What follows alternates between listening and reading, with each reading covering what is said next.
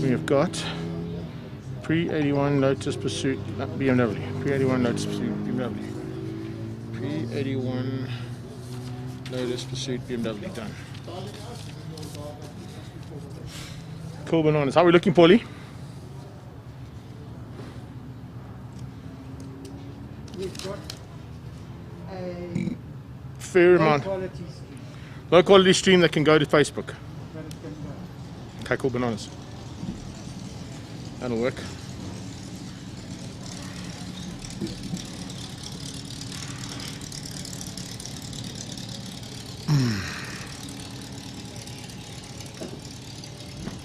I'm going to go to circuit and stream for the first part.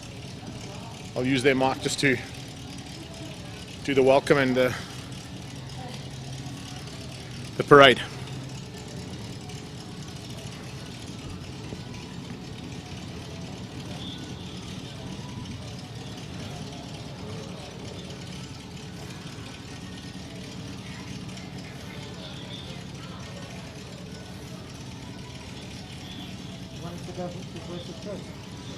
You can if you want. You've got rights to that, eh? Yeah, I'll go, no problem. Chuck it on there, it'll be great. Give us a bigger platform. Throw it out there, bro. They don't have to worry about sharing it. I can just put it in. It's already there.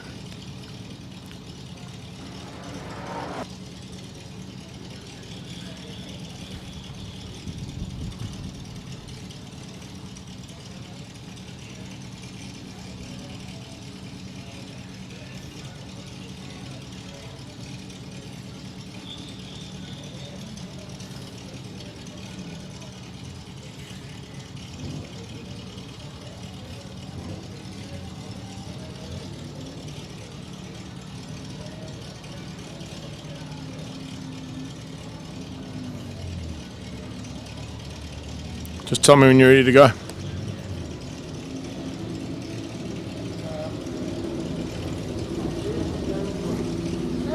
You can go just a generic shot for the opening, you don't have to worry about too much.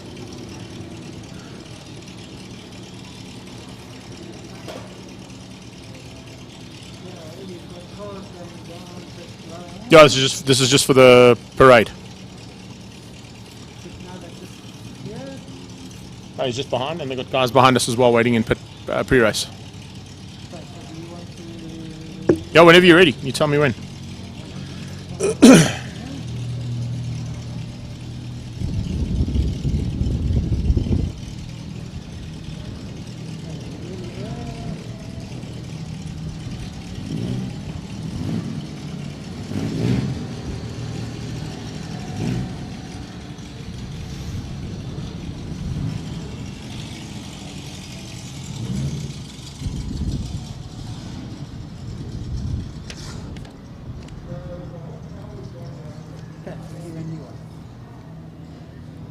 A big welcome to Red Star Raceway for the first round of this year's Inland and Historic Regional Championships. It's a sad start to the day, as you can see, making their way out onto the circuit right now are a whole bunch of the competitors that have been involved in the series for a long time.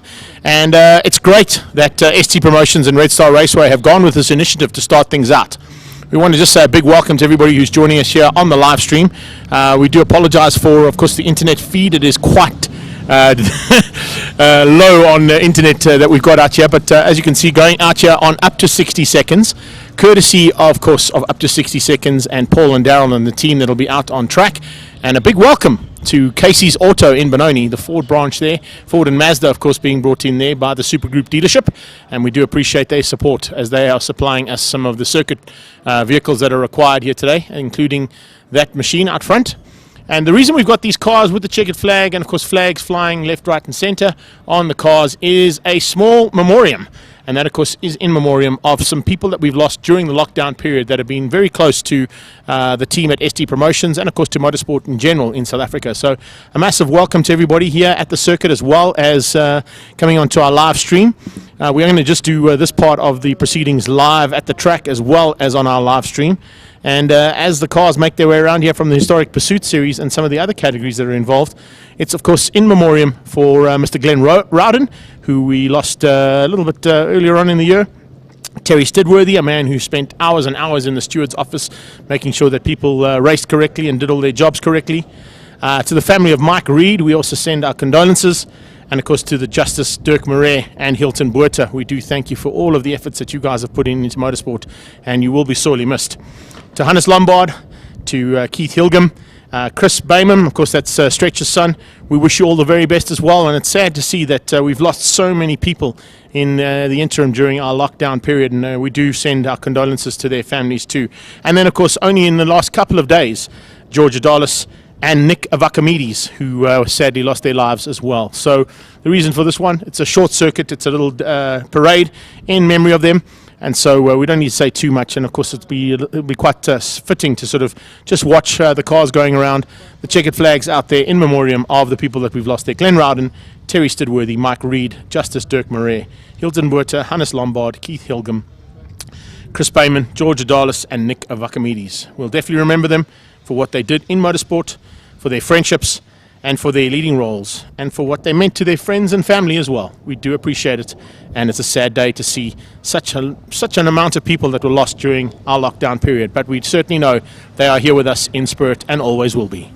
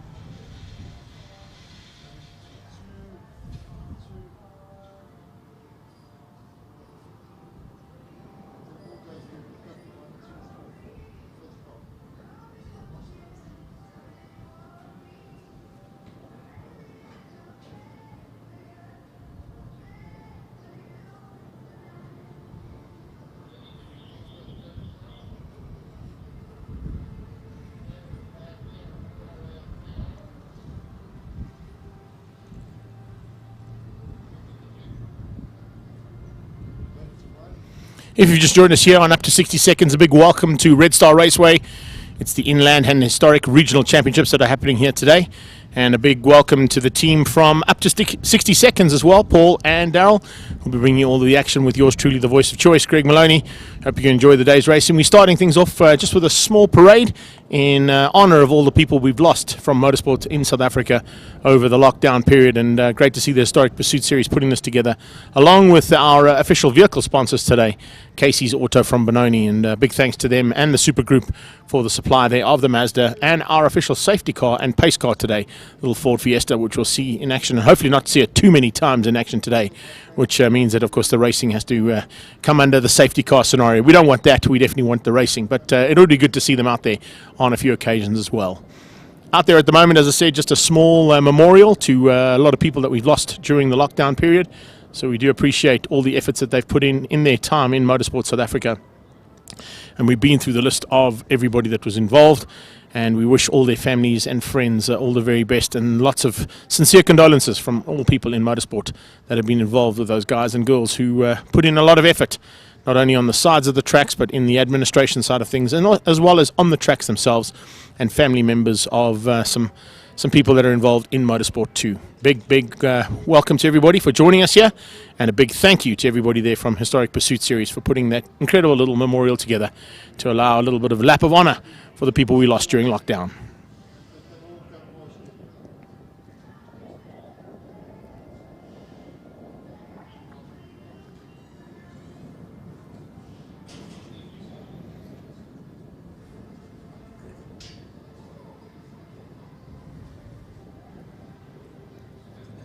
We say a fond farewell to all of those people, but we know that they are with us always in spirit when it comes to motorsport, and most people that have been involved in the sport for the time period that they've been involved in know that people don't really leave, even if you are up in the better place you're always sticking around and making sure that the people down here are looked after and the spirit of motorsport continues.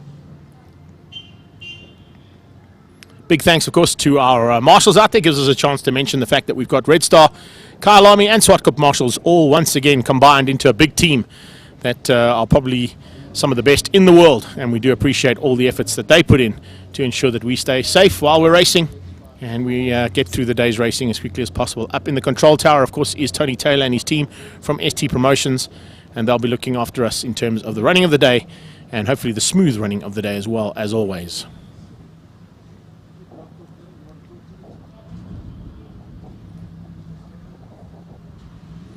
If you've never been out to Red Star Raceway, it's just outside of Johannesburg, heading out to the Mpumalanga region, and in fact into the Mpumalanga border. I beg your pardon. It's just outside of Delmas in Mpumalanga, and a circuit that was purpose-built originally just for motorcycle racing, but then of course because of the lack of facilities up in the Gauteng and Mpumalanga area, the original owner, Jacques van Wijngaard, of course, went and said, no, listen, let's bring some cars here too. And now with the new owners being part and parcel of Red Star Raceway, Dean and his team, of course, have done an incredible job with a couple of modifications and a few changes to the circuit as well.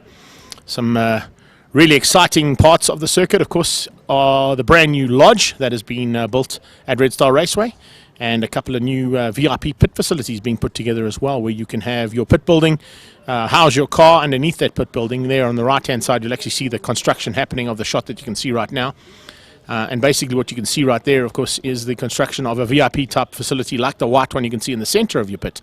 But the ones on the left, on the right hand side, are basically 3 stories. The bottom will be where your car is pitted. The middle of that building will be your sort of kitchen and bedroom area, and on top you're going to have a viewing platform that gives you sight of the entire circuit, which is a magnificent effort there being put in by the Red Star team. As I said, they've also created the lodge here, and they're busy with plans to put Kitty's animal section together as well, so to join the entertainment area that's already behind the turn 14, I think it's called here. It's great to have the efforts being put in by the Red Star team to just make this facility even better than whatever was. On track today, we'll be getting action from the pre-81 saloons and pre-90 sports and GTs. That'll be the first race up onto the grids. They're about to get themselves ready. You can actually hear them warming up in the background. Then we go to the Lotus Challenge, and the Lotus Challenge once again will be out on track in full force. I think it was Jeff Kruger who actually put it onto pole position there. It's Willie Hepburn who is on pole position for the pre-81 saloons and pre-90 sports and GTs. We've got the Historic Pursuit Series. It's a handicapped format of racing, which will be something completely different if you've never seen one before. The Bridgestone BMW Car Club Racing Series are also going to be participating. And then we've got the Endurance Cars and National Sports Car class that will be out on track as well as part of the entertainment here today. And we'll be covering most of that. The only one we won't be covering, of course, is that endurance race at the end of the day's racing, our endurance race. We are not going to be broadcasting that one, but we are definitely going to bring you all the sprint races and also anything that happens in between that. News from abroad, if you haven't heard, it gives me a chance to give you that news from abroad as well. Not only do we have action here at Red Star Raceway, but we've also got action for our South African competitors taking part, in majority of them in the motorcycle side of things. But of course also looking forward to any action that comes through. We'll be giving you updates on that as we get into the racing here today. If you'll just announce on that system, so open pit lane 11:45 for this race. So just getting information there from Tony Taylor, the man behind the scenes there, and just going to pass that information on to everybody around the circuit as well. Pit lane will be opening at 1:45. So we are slightly ahead of schedule, ladies and gents. So if you are here and you can hear us around the circuit as well as on the live stream, please make sure that you are aware. Pre-81 saloons and pre-90 sports and GTs, pit lane will be opening up at 1:45. So just make sure that we are aware of a slightly quicker time period than what has actually been published in the program. As I said, just going back to international sports that are happening here this weekend. Remember, you've got the Le Mans that will be starting later on today. We have got action coming out of MotoGP, where we really saw yesterday Brad Binder going quickest in free practice 2. This morning, I think in the warm-up session, he finished up in about 14th place, but he's only 0.9 of a second off the front there. So really interesting to see how that goes. Matthew Scholz, of course, in Moto America was fastest yesterday too, and I think it was a 4th position for Stephen Odendaal in the World Super Sports. So action aplenty, and we'll try and get that information to you as well as what's happening out on circuit throughout the broadcast here, courtesy of Up to 60 Seconds.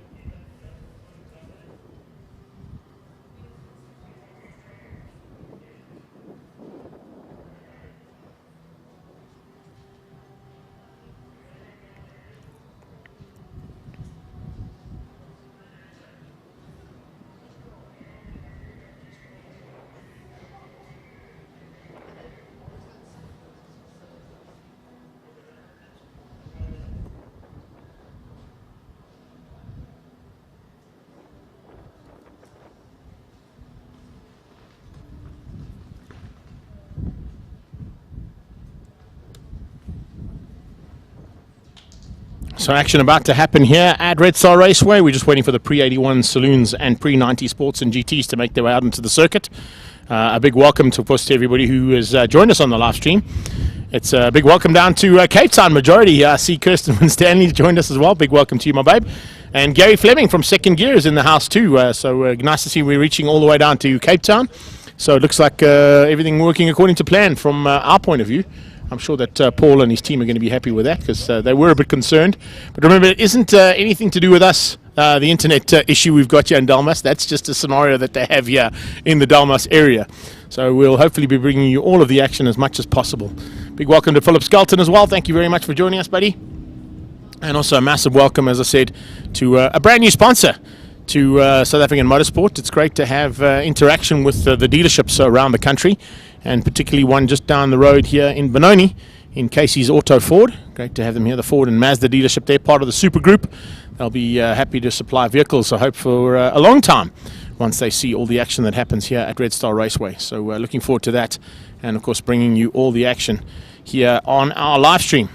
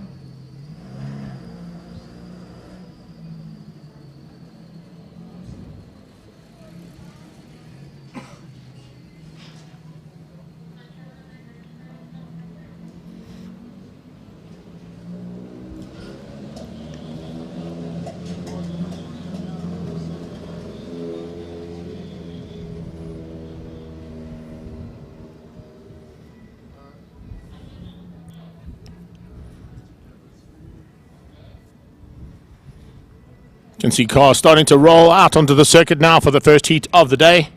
The pre-81 saloons and pre-90 sports and GT class, part of the historic series. Looks like two Ford Escorts going to be making them out for the very first time there today. Big welcome, of course, as well to Wayne Watt and Charlie Mortendon.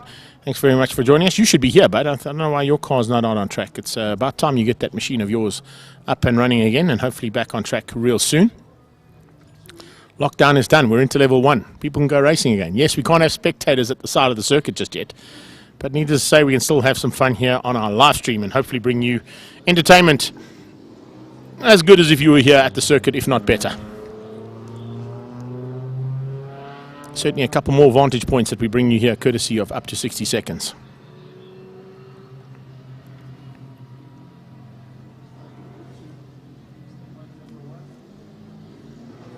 Alan Green is a very fast little Ford Escort Mark 1. I'll definitely be looking forward to seeing whether he can run with Yanni van Rooyen in the Sirocco and Stuart Koenig in a very similar machine in Volkswagen product. But I'm not quite sure if anybody's going to be able to catch or beat the almighty Willie Hepburn, who I think is now into the second year after turning 80, so 82 years of age if I'm not mistaken. I could be wrong on that one, but I think I'm pretty much right on target with the age group there. But he, of course, is in the big Saybat Opel record and will be a tough man to beat around here, considering the fact that he was almost 7.5 seconds quicker than anybody else around the track in this morning's sessions and, of course, in qualifying. Stuart Koenig will be alongside him on the front row, and Koenig will be pushing probably in as fast as he can to stay with Willie initially. But we'll wait and see whether or not Willie Hepburn might stay around for a bit more of fun with the slightly smaller cars. We're hoping that's exactly what the case is. Yanni van Rooyen, of course, will be in the stock standard Yanni van Rooyen collection, and that, of course, being one of the, I don't even know how many he's got now. I think there must be about 27 Volkswagen Siroccos that are in Yanni van Rooyen's stable right now. Richard de Roos will be alongside Yanni. He, of course, will be in the Porsche. It's a grey, sort of battleship grey Porsche 911. And it's got black stripes down the front and back of it.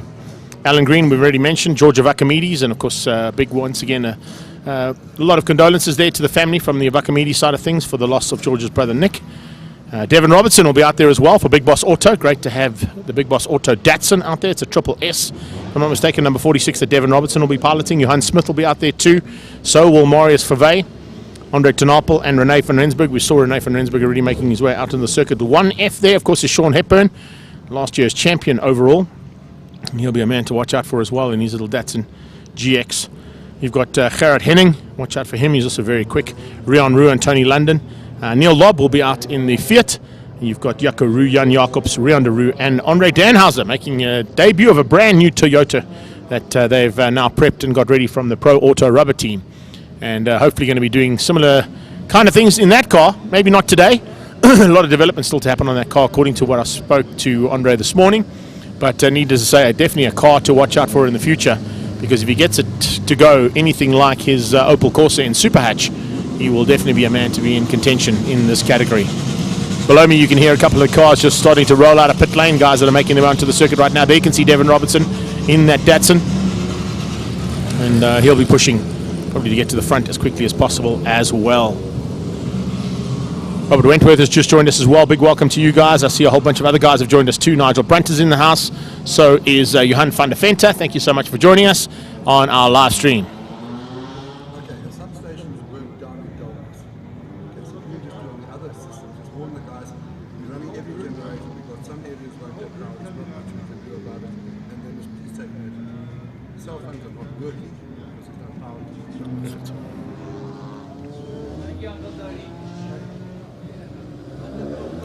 So not only an announcement here to our live audience, well, not even audience, it's all the people down in pit lane, but also here on our live stream. Just got confirmation that a substation has burnt down in Dalmas, and that's the reason why our live stream is also taking a bit of strain in terms of the signal, because of course the substation powers the Vodacom the tower that provides us internet signal. So we're going to try and give you as good a signal as we can. So far it looks like we had no issues. I can see it going out here and seeing all the reactions that are coming through so far. But everybody downstairs, also just a heads up for you guys, and apologies for the live stream audience, but just to let you guys know that the substation has burnt down in Dalmas, and they are trying to work on a scenario, and Red Star Raceway have got literally every single generator they've got available to them running at the moment, but there may be a couple of areas around the circuit and around the pit lane that will be out of power. So you may have to go to your own generators if you brought them along. That might not be a bad idea. And of course, we will keep an eye out on the signal that's available due to that substation burning out in Dalmas. And it does, of course, affect the ability for us to tap into the Vodacom tower that we use to generate the internet connection here at Red Star Raceway. Needless to say, though, we will try and bring you all the action, and that's exactly what we're going to do now. As you see Willie Hepburn out there in full force, he'll be the man on pole position.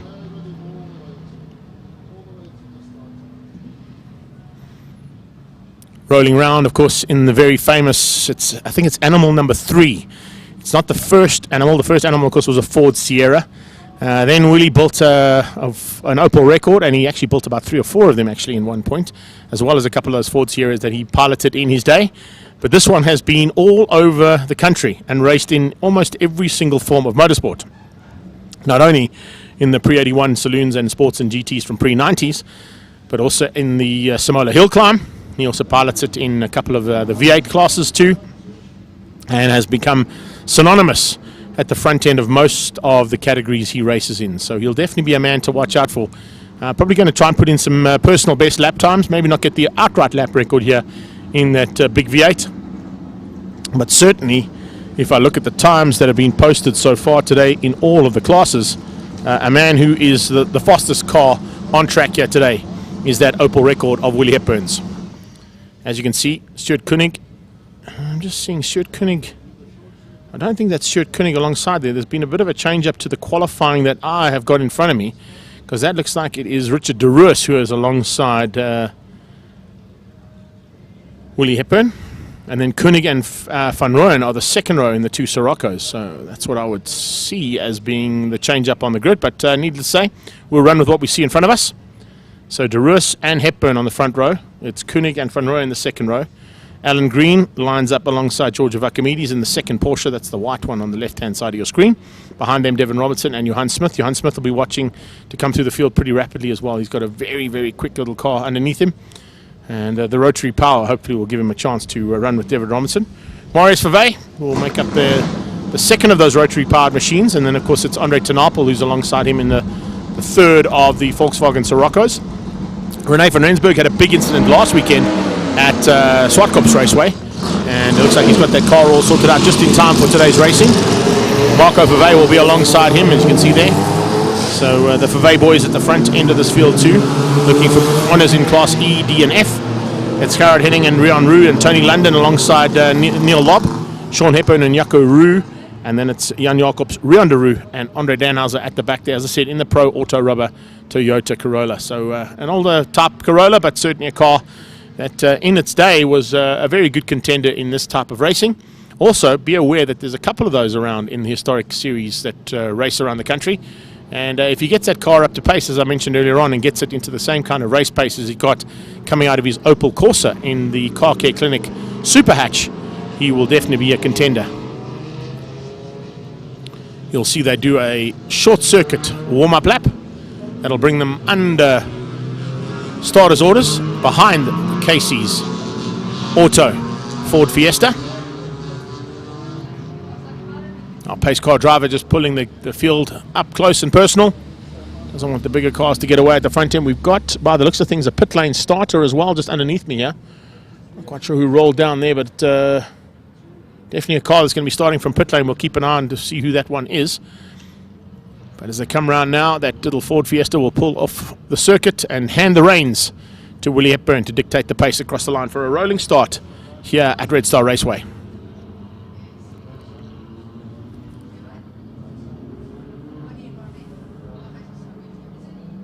Right, Fiesta's off track. Lights are out. Look at Van Rooyen lining things up. Devin Robinson as well going around the outside as they go down towards turn one. Devin Robinson squeezing out Koenig and Van Rooyen trying to find a way around the outside in the Datsun. The two Siroccos have been beaten by Robinson. It looks like he's going to try to go around the outside of the Porsche as well. For turn two, Devin Robinson looking for a chance now as they head up towards it, and he's just snuck in behind the Porsche there of Richard de Roos. Wow, what a start there from Devin Robertson, getting off the line and dropping the hammer. He gets to third place behind Willie Hepburn. A battle for third place and second place now starting to heat up as Robinson is between the Porsche and the two Volkswagen Siroccos. Then it looks like it's always a good start coming out of Marius Fave. He is just squeezed through on Alan Green and got ahead. So a little bit of a change up there. You can see Willie Hepburn just getting away from the field right now and disappearing. That's kind of what we expected.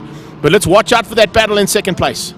Second place certainly heating up. Oh, and already a change up there as one of the Siroccos, I think that might be Yanni van Rooyen, squeezes through and gets past Devin Robertson. The rest of the pack coming through there also pretty rapidly, and everybody now just trying to maintain track position and hopefully not lose out too many positions as they go down into the bottom, into the hairpin there, and coming out of that corner. Absolutely great start there from Devin Robertson. He was just absolutely lit going through there. And coming out of turn 6 into turn 7, 8, 9, and 10 now, the dog bone of Red Star Raceway. Things might change up here a little bit into how well these cars are able to do the handling part of the circuit, because this is the handling section. Going down into the dog bone, it's basically Willie Hepburn just lighting things up and getting away. But the pack behind are starting to get into each other big time. Hepburn gets onto the back straight now. A little bit of a gap now that's opened up to the Porsche in second. The third place battle between the two Siroccos heating up. What has happened to Devin Robertson? He's fallen back ever so slightly, and he's tucked in there in about sixth place. So Hepburn on the front end is disappearing, as we said. De Roos now into second place in the Porsche. And this third place battle, fourth place battle, also starting to heat up there as Devin Robertson. Looks like he's getting eaten up there. And there must be a problem there on the 46 car. Robinson was very quick, and we've got dust in the background as well, down in the dog bone, coming onto the back straight. Looks like we've got somebody go off in the back straight. So Daryl, if you want to just check that out on that back straightaway, we lost one of the cars going onto that back straightaway now, but the pack comes through. Here they come, through the Bridgestone flick. It's a left, right, and as they come onto the main straightaway now, crossing the line for the first time. Amazing stuff here for the first race of the day, and this is exactly what we expected from pre-81s and the pre-90 sports and GTs. Things looking good so far here at Red Star Raceway, and we hope you're enjoying the coverage. It's Yannick van Rooyen behind Willie Hepburn, Stuart Koenig there into third place, and Johan Smith just tucked in behind them. So van Rooyen in the 111, looking good, and as you can see there in the background, looks like there might be a bit of fire as well. Fire extinguishers on the left-hand side, and it looks like whatever car went off there might have caught the grass on fire. That could possibly be a safety car scenario we need to keep an eye out on. And if we just look down the bottom there on our cameras, you can just see that it looks like they've got it out.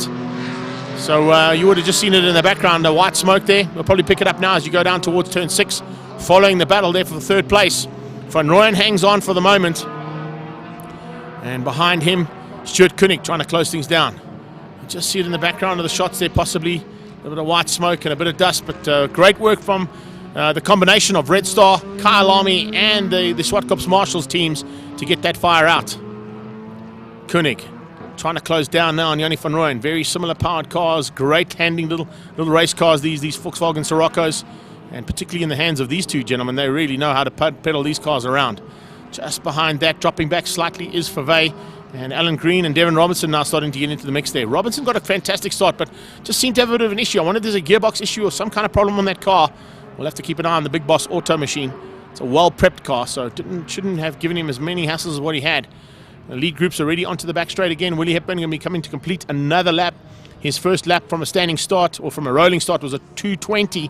But remember, he's capable of doing 2:01, so he's going to go about 19 seconds quicker now that he gets into the lap times that we kind of expect to see from Willie Hepburn. Big V8 record underneath me there, as you can hear, coming across the line and completing another lap. And here comes second place, the Porsche of the Rus. The Rus heads down into turn 1 behind Willie Hepburn. Third place at the moment, it's the two Siroccos. Still fighting hard there. Yannick van Rooyen and Stuart Koenig. Marius Fave, Alan Green trying to close things down on him. And then it's Devin Robinson who stayed out, even though he's got a slight issue on the car. I wonder what that problem might be. Devin Robinson just right up there, almost into second place into turn 2 off the start. And now, unfortunately, has dropped back in the Datsun. Behind that is Tinapel. Andre Tinapel in the third of the Volkswagen Siroccos, and then behind that, René van Rensburg doing a super job there in the second of the Ford Escorts. It's the Mark II Ford Escort that he's in. So it's Hepburn disappearing at the front end, just doing everything right. Willie doing such a great job in that car, followed by the Porsche of Richard de Rus. De Rus putting in some good times. Their name's not coming up on... actually, let's go to best time on this one as opposed to... That's probably why we got it wrong here. Let's have a look at our settings here, Greg, and just change it up to, of course, displayed by class. All classes. Just the timing here is giving me the classes, not the overall. Let's just change that on our race monitor here. I'm not quite sure what's... Paulie, I'm not quite sure what's giving me. It's giving me classes, it's not giving me the overall. I don't know where the setting is for the overall here. I did play around with that. And that's giving us a camera now. We're going to get that sorted in 2 seconds. I think it's on the settings there. And I want to do all classes, maybe not the satellite view. And I don't want to display by class. Let's go back and see if that does the job. Go back to live. And no, we still got classes there. Not quite sure why that's changing up here, but it doesn't matter. We're maybe that's the issue. So Willie Hepburn just maintaining. There you go. Thank you, Paul. Just setting up. We're on a slightly different system to what we were last week, so it's not running, of course, on Race Monitor. We're actually on Speed Hive, so just the settings on that. But there you have it. 205s coming out of Willie Hepburn. Richard de Rus doing 209s at this point in time, and 210s out of Van Rooyen and Koenig. Marius Fave just trying to close things down, but hasn't quite got the same kind of pace as those two Volkswagen Siroccos. But the Mazda R100 is still ahead of Alan Green in the Ford Escort. Devin Robinson still piloting the Datsun Triple S as he goes through there and sits in 7th place ahead of Andre Tinapel, who's now 8th, as we see the Richard de Rus Porsche. If you followed some of the live coverage that we've done leading up to lockdown, just before lockdown, of course, we were at the Emerald Casino Complex for the Emerald Speed Festival, and DeRosa's car was a big problem. There we see a brand new car. I mentioned it earlier on. Great to have a shot of the back end of the field. That is Andre Danhauser in the Toyota. And Pro Auto Rubber will be happy with a little bit of coverage that they're getting there for that new car of theirs. But still a lot of development to be done on that car. Chatted to Andre, said that the suspension is giving them a load of trouble. But as I said, hopefully he gets that car sorted out real soon. It's a competitive car. Devin Robertson, that's the Big Boss Auto Datsun Triple S. Look at that. Oh man, he's on 3 wheels there. That was brilliant. Great to catch that shot as they came out of the turn 5 and 6, heading down, well, turn 4 and 5, heading down towards turn 6 now. The short straight here at Red Star Raceway. Two Sirocco's getting up close and personal now. Van Rooyen being closed down by Stuart Koenig. Koenig just keeping it all together. They're trying to ensure that he gets ahead of Yanni Van Rooyen by the time we finish things up here for race number 1. Further back, it's great to see a whole bunch of those. That's Rion Ruin, his. And Ruin, another version of the Volkswagen Sirocco. Popular little car in this category. In fact, if you look at any motorsport in the country, Volkswagen products are pretty popular. You've got Golf ones all involved in the Clubmans and saloon car racing, 111 Sports and Saloons. A couple of course, still in the Super Hatch there. Those are guys sponsored by Car Care Clinic, remember. And we've got oodles of polos participating in Volkswagen Challenge and, of course, the Utinga Polo Cup. And they'll be here next weekend, remember, at Red Star Raceway. So not only do we have action here this weekend from the Historic and Inland Championship, but next weekend we come back here for National Championship Extreme Festival Racing too. And that will also be going out on a live stream. Slightly different live stream to what we got today. Not with the up to 60 seconds crew, but definitely looking forward to that as well. And the debut of global touring cars in South Africa next weekend as well. Fave still in 5. Alan Green hasn't been able to close him down just yet. There's still Devin Robertson hanging on for that 7th spot on track. This is Rene van Rensburg, the car we mentioned that had a little bit of issues at Swartkops last weekend, going out and actually crashed out at turn 4, if I'm not mistaken. Could have possibly been a braking issue that I think he picked up on. And then just behind him, you've got Marco Fave. There's Neil Lobb. We haven't seen him just yet, but great to see that little Fiat of his in full flight. Lobb currently down in 12th place. He's a couple of meters ahead of Sean Hepburn, who lies in the lucky number 13. Once again, another shot there of the Pro Auto Rubber Toyota Corolla. I'm not sure if it's the Corolla or the Corona. It might be one of the two, but I would go with Corona now, considering the fact that we're in the COVID situation right now. But Andre Danhauser will probably have a chat to me about that. Oh, we got a car on fire down the bottom. Car on fire down the bottom there. Looks like a little bit of smoke coming out of that one. Daryl, watch for that car on the left-hand side there of that shot. As Willie Hepburn starts to get in amongst there and goes past the Pro Auto Rubber Toyota. Car's gone off circuit, unfortunately out of harm's way, I think, and gone straight to the Marshall's Point, which will give them a chance to get that car off the track and hopefully out of the flame that's been pulled on the left-hand side. There you go, coming off and just having a look to see who that might be. There you go, good start. And, 2 cars with some issues there. Carl Aftermarket Cousins is in the house. Thanks for joining us there, Carl. Thanks to have all the action. I can see also here we've got Lawrence Sanders joining us. Thanks, Lawrence. Shane Slemmett, Mike McGear, and Shane Steenkamp joining us on the Voice of Choice page, but also some comments coming up here, of course, from the up to 60 seconds page as well.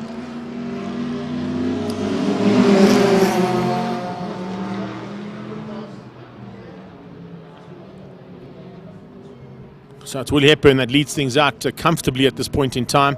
This is Marius Fave sitting in 5th place with Alan Green behind him. Alan Green trying to close down on that R100. Early pace setter there. Devin Robertson fell back slightly after about turn 7. Just didn't quite have something go right on the car. There's the battle for 3rd place currently. And as a change-up, Koenig has got to 3rd place. He's got ahead of Yanni van Rooyen. So the 2 yellow Volkswagen Siroccos, evenly matched cars, great skilled drivers as well. 3 wheels coming out of turn 5. That's a triple left-hander, triple apex on that corner as well. Difficult to do in any kind of motorsport to get that corner right, I can tell you. Having done both some car and motorcycle racing at the circuit. It's not the easiest corner in the world to get. Then you go flat out down the short straight into a hairpin. That hairpin then flicks left, and then you get into the world famous dog bone section here at Red Star Raceway. Koenig and Van Rooyen just piloting along here, trying to get to the end of this first heat of 8 laps of racing. Squeezing on the inside of Andre Danhauser. Go somewhere else. And Danhauser doing such a good job there for his first time out in the Toyota. Just trying to get the niggles out of that car. You can also see down on the left-hand side there some action from the marshals just sorting out that car. That was at the back and had a bit of fire on proceedings. Willie Hepburn now completing 6 of the 8 laps, so he's got 2 to go. And coming up on the inside of Rian de Roux in that little Ford. I think it's a Ford Popular, if I'm not mistaken. There.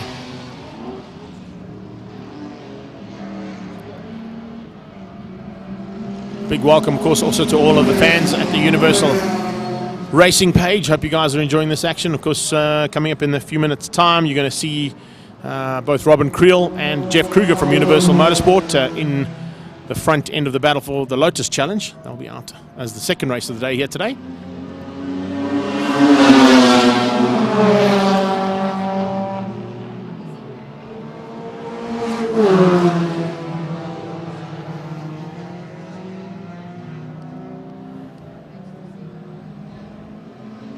Hepburn down into the hairpin right now, as we've seen cars all around the circuit just trying to survive here now for the second half of the race in the last couple of laps.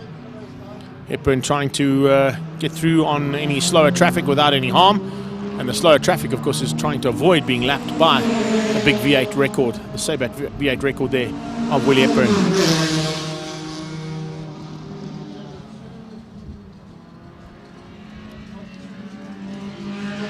De Roux still sits in second place in the Porsche.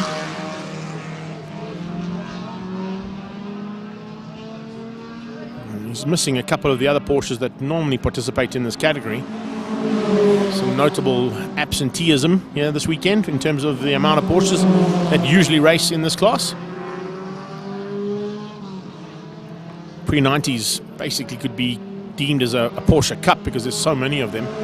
I know Vakimides is in the house. He's kind of fallen by the wayside. Just trying to see where he actually ended up. I'm not quite sure where Georgia Vakimides is. He's not on my timing monitor, so I suggest he's possibly had to go into pit lane. A bit of an issue. Hepburn starts his final lap though. 7 down and 1 to go. It's 4 Ks of racing for Willie Hepburn. But he's literally untroubled. Same thing for Richard de Roux there in second place.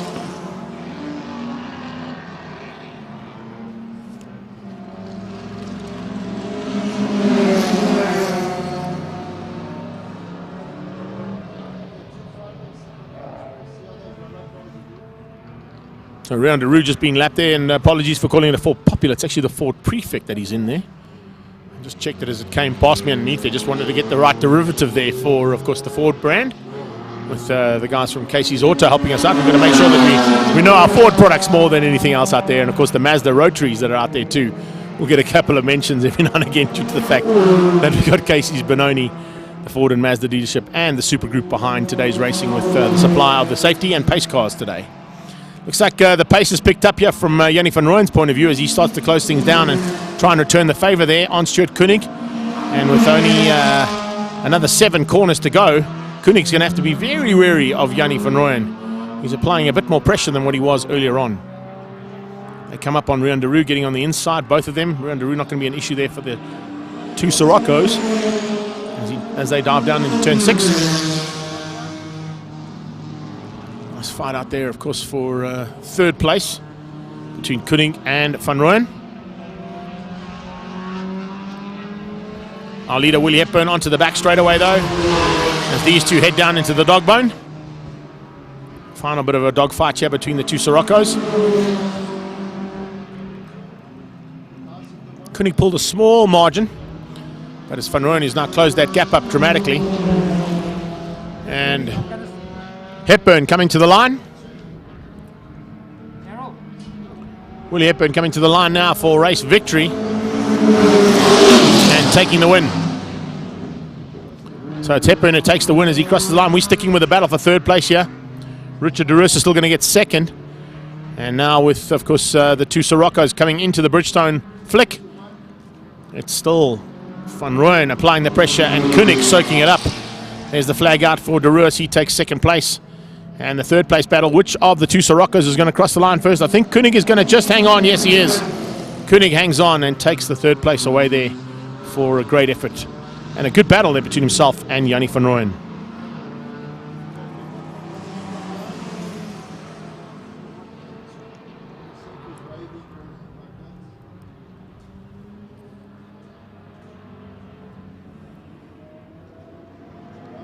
Confirmation of the top three so far. Unofficially, of course, it is Willie Hepburn taking the victory.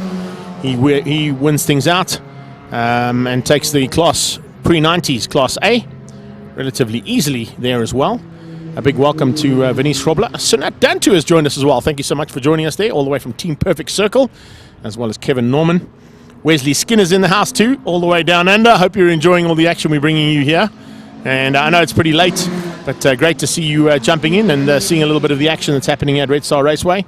And yeah, we're definitely missing you, Big Wes. We were down at your home track only a couple of weekends ago with the same team from up to 60 seconds, bringing you the action from the South African Endurance Series. So big love going out to Big Wes Skinner and to Angelique and the family all the way down under. Hope you guys are enjoying it. So we got people from down under, all the way down under. Hope you guys are enjoying it. So we got people from down under. We got people from America joining us here on our live stream.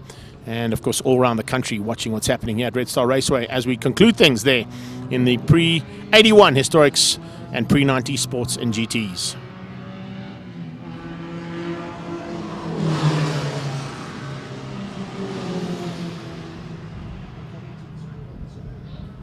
Top five: Willie Hepburn, Richard de Roos, Stuart Koenig, Yanni van Rooyen and Marius Verwey coming through there ahead of Alan Green, Devin Robertson from the Big Boss Auto team.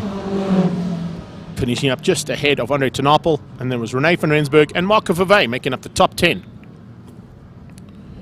We'll leave you with the sights and sounds of what's happening out on circuit until we get our next race on track. And the next race of the day, of course, is the Lotus Challenge. And they'll be out on track with 16 cars going to battle for the next round of their championship for 2020.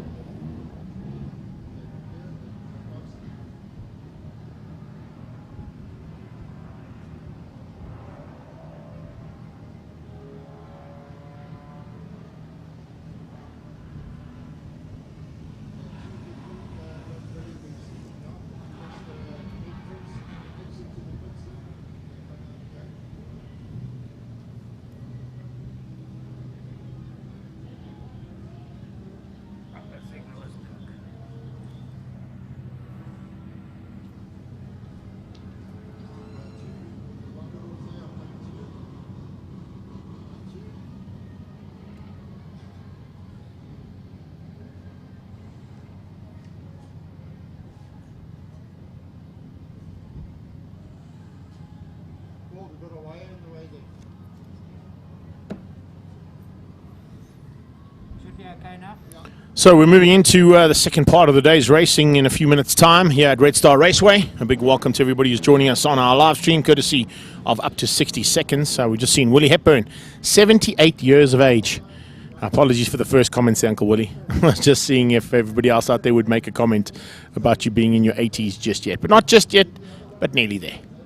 Needless to say, at 78 to pedal a car around Red Star Raceway in 201.3 or what was it? Your qualifying was incredible. 201.475. Almost under the 2-minute bracket around Red Star Raceway means that you're on the World Superbike and Superbike spec times in a big V8 record. Incredible.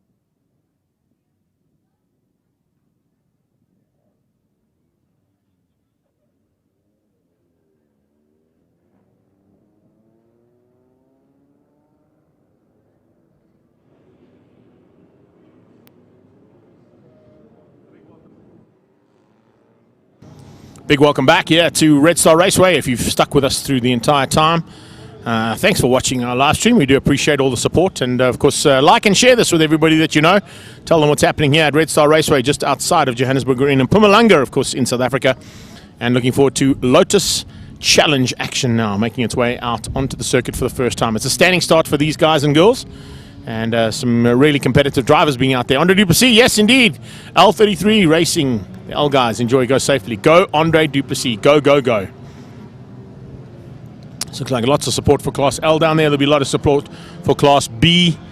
We saw a couple of the Class A competitors last weekend at Swartkops participating in the National Sports Car class, and a couple of them will be participating later on today in the endurance race as well. A couple of cars that are involved with the sponsor up on our screen, of course, Vibro Bricks and Paving, and the eco aggregates that come out of that one. And a big welcome to all of the sponsors being behind this category and their own personal sponsors on the cars as well as we get into the first heat. A big welcome to Gat Pretorius from my side of things. Hope you guys are enjoying all the live stream action. And as I said, please like and share and pass it on to all your friends and tell us what's good, bad, and what you're enjoying about what we're putting out here. Remember, we're not battling, but of course the Delmas area is battling with a huge power outage. So we're running on generator systems here at the Red Star Raceway, which means that the Vodacom tower that we rely on is also battling to give us the signal. But so far so good, and thumbs and fingers crossed, thumbs held and fingers crossed that we get through the first heat of Lotus and the entire day without any glitches here on the live stream. Looking at the way things line up on the grid, Jeff Kruger alongside Mackie Adlam, that's the front row, so Universal Motorsport on the front row there, ahead of the Adlam Auto Machine all the way from Randfontein. His teammate Rudy Barnard just behind that on the right-hand side of your shot. And the third car on the grid there, also out of the same stable there as Mackie Adlam. And then out of the same stable as her brother, Robin Creel, is there for Universal Motorsport in the fourth place ahead of Andre Himan. Then it's David Kutsia who makes up the third row. Sean Hewitt and Gijs van der Walt will make up the fourth row. And then poleman for Class L will be Wesley Maxwell alongside Andre Duplessis, who of course we've just mentioned, and who's got a lot of support in the background too. Ruan van der Walt and Nick Hodgson will be in the next row of Class L. Peter Van Aert will be joined by Tinus Boertes, one of our Class B competitors. Didn't quite have the start he wanted. And then it's Miles Downard and Carl Scarp at the back end of the field for this first heat of the Lotus Challenge. Under starters orders right now, waiting to go. Let's see what's going to happen now for this first heat of the Lotus Challenge. Pops is in the house. He's just joined us as well. Big welcome there to you, Dad. Hope you're going to enjoy all the race action. It's here at Red Star Raceway. And looks like Richard Duckham has joined us just before we get into the heat of the action for the first heat here of Lotus Challenge. Just waiting for those lights to go on. We get lights on, lights off. It's a standing start. Who's going to have what it takes to beat Jeff Kruger, who was almost 2.5 seconds quicker this morning in the qualifying. Let's see what's going to happen as they drop the hammer and head down towards turn one. Good start from Mackie Adlam. Adlam getting off the line, and Rudy Barnard, what a start from him. He heads down and threads the needle as they go down into turn one. Barnard coming from third row, from the third place and second row up into first place and hole-shotting ahead of his teammate Mackie Adlam and ahead of the poleman. So Jeff Kruger just getting bogged down on the line there. There might be a little bit of an issue there on the car because it looks like both Robin Kruger and Jeff Kruger now side by side coming out of turn two. Look at that. What a start coming out of Andre Himan as well. He's dived through. So whatever the issue there was on the Universal Motorsport car of Jeff Kruger, it didn't quite work out for the way things that they planned. But needless to say, we are in for some phenomenal race action here, as always, and looking forward to what's going to be happening here in the Lotus Challenge. Now, of course, with Lotus Challenge, it's Class Bs and Class Ls that go to battle. And as they get onto the short straight now, it's the Class Bs that lead things out. And at this point in time, Rudy Barnard is the man to catch with Mackie Adlam right on his tail. The two boys from Randfontein showing the rest of this pack a clean pair of 8 wheels there. Close action between the two of them, just looking further back to see how far is it. Kruger who's up in... Oh, we got a spinner! We got a spinner down at the hairpin. So down in turn 6, a spinner. Pick up on that one if we can, or we'll see whether Darryl picked up on that one as well, but definitely a car spinning out there. I think it might have been one of the Universal Motorsport machines. It could possibly have been Jeff Kruger. It is. It's Jeff Kruger who spun out at the bottom there, and a couple of cars coming together. Possibility of a safety car scenario that couldn't be required. I'm not quite sure what went down there. I'm not sure if it's Jeff or Robin, but definitely one of the Universal cars and a couple of other cars now stricken on the sideline. We've lost 4 cars in the space of 6 corners. So down at turn 6, a big spin and some issues there that have to now be sorted out. Expecting to see that safety car roll out any second now from Casey's Auto. Let's see whether or not they're going to deem that car in a safe position, or can they get it cleared up. Remember, it's a 4K circuit, so there's enough time for the team of marshals that are made up of Red Star, Kyle Army, and the SWAT Corps marshals teams that all work together here. And possibility that they may get that car. No, looks like they're going to roll the safety car. Rolling safety car out right now. Safety car pulls in, and safety car boards go out. So exactly what I expected, and great timing once again from ST Promotions and the race team to ensure that the safety car gets pulled into perfect timing. And of course, with that, I can see just over my left-hand shoulder here, my good friend coming from Casey's Auto is joining me right on time. Cordy, come and jump in the studio quickly with us, yeah? I know you don't have a chair, and unfortunately I apologize for that one, but it's great to see that you joined me right on time because your car has been brought into action as we speak. Yes, I'm telling you, Greg, timing is perfect there. You guys have been involved in motorsport on a few occasions in the past that I've seen, but it's great to see you guys getting back, and of course the super group behind Casey's Auto there, and giving us an opportunity to get a new brand out on the circuit, which hasn't been involved, particularly in circuit racing, for a long, long time. Yes, so I'm myself only learning about all of this now and getting the feel of the whole motor racing, so it's a very exciting day for myself, learning a lot, and yeah, we're glad to be part of this whole day, and going forward will be included as well. That's good to hear. I can see you've also got a little display down there of a couple of vehicles. We've got both the Mazda and the Ford that are being helped out with the safety car and our support car. But a couple of specials I'm sure they're going to be thrown into the mix for today. Yeah, well, we at Super Group would always do the best deals that we can. So yeah, we got about 54 dealers, all brands. So yeah, just go onto our website on supergroup.co.za and you'll find all our specials there. I like to hear that. So if you want to get some specials, remember you caught it first here on Up to 60 Seconds, eh? And if you don't know how to get hold of Corley, just get hold of me. We go on Facebook and we can make sure that you've got all those deals. Corley, thanks so much for joining us in the studio as well, and enjoy the day's racing. Great, hey, lovely day, guys. Bye. Awesome stuff. There we go. So right there, right on time, and getting some great exposure for the brand as well as for the dealerships in the Super Group. So a big welcome, of course, to them and to everybody involved. But not the way you want to be starting the day's racing if it comes to the Lotus Register and the Lotus Challenge. I think we've got about 4 or 5 cars that were involved in that incident. I think it may be Robin Kruger as opposed to Jeff Kruger. I'm just waiting to get confirmation of that.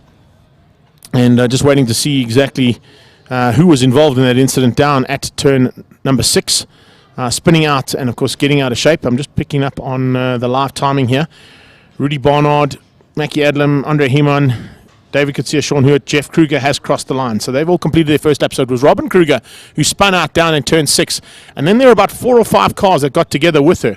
One of them, significantly, is 36. That's Carl Scarp. He's involved in Class L, but he's also, well, he was a Class B competitor right at the back of the field. He could potentially have been trying to get through the field rapidly as possible to get back into the hunt at the front end. Remember, with a safety car scenario like we have right now, behind that little Ford Fiesta, we are counting these laps, and they do count towards the race finishing. So despite us circulating a little bit slower than normal, these laps do count towards the race being finished and being sorted out.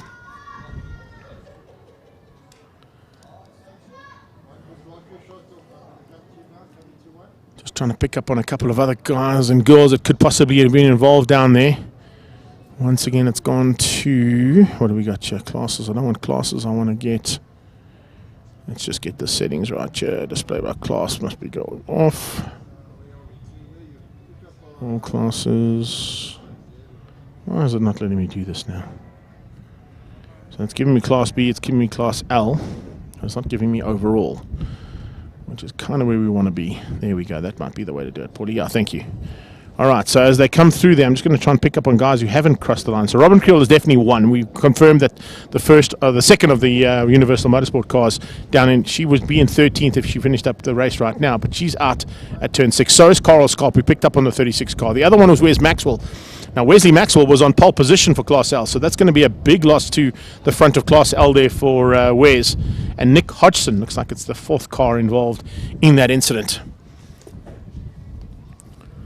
You can see, fortunately, all the drivers are out of the car, all okay, but definitely not the way they wanted to start their day's racing for the Lotus Challenge. It's kind of what can happen, and usually does when it's such a competitive class. And Lotus Challenge definitely is one of the most competitive categories to get involved in if you want to be in a class where there's non-stop action and racing all the time.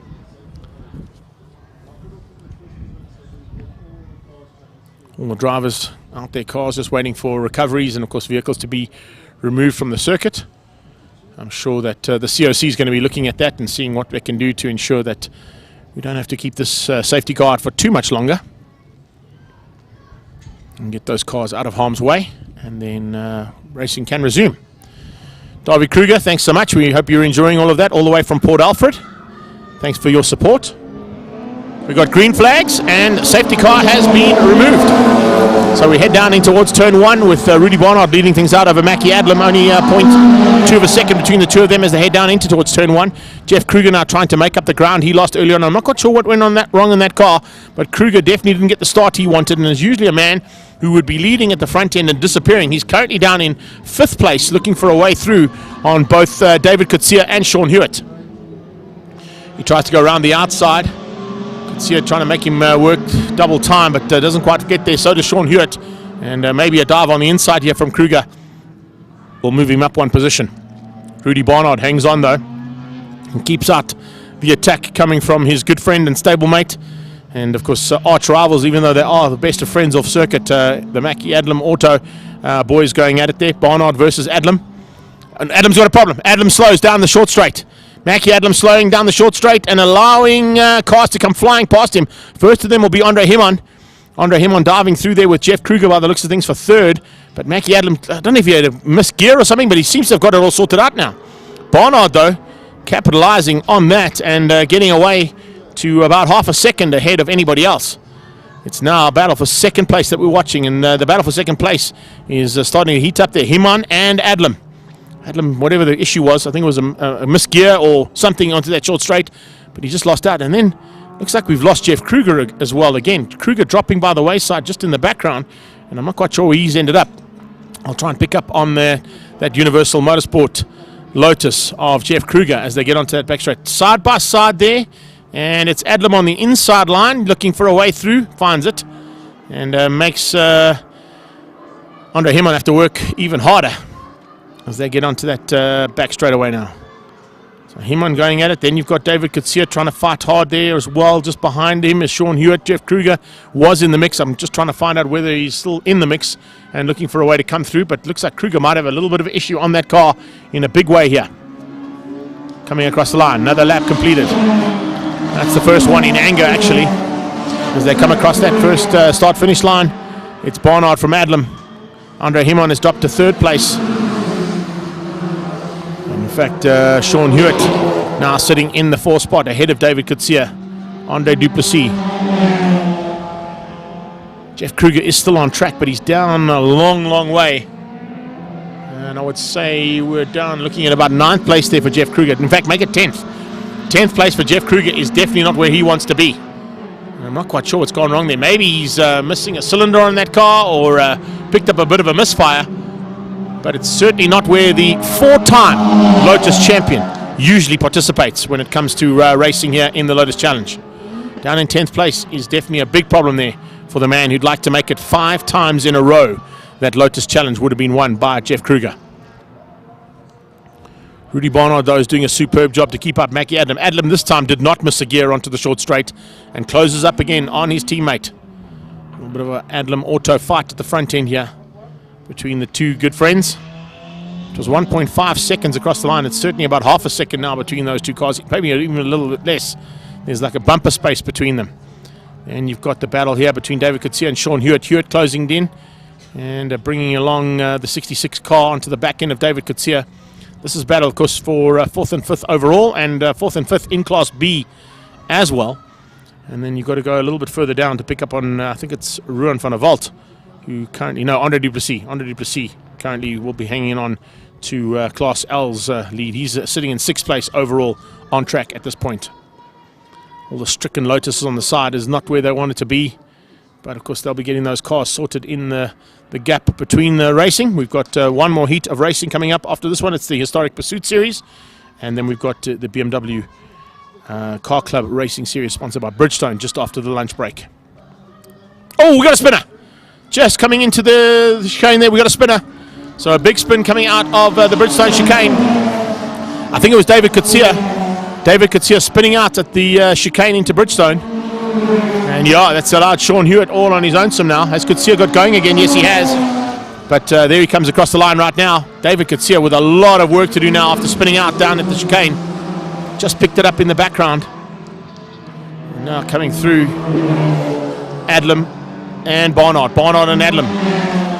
These two are, of course, teammates only about 2 weeks ago down at the East London Grand Prix circuit as well for the South African Endurance Series. And that, of course, makes its way to the Desi's Raceway down in Port Shepstone at the end of the month, or the beginning of the month, actually. The first weekend of October is where we'll be seeing more action out of the South African Endurance Series. And these two boys will hopefully be back in that little AC Cobra that they were piloting coming out of the amazing effort by Tony Martin and his team at Backdraft Cobras.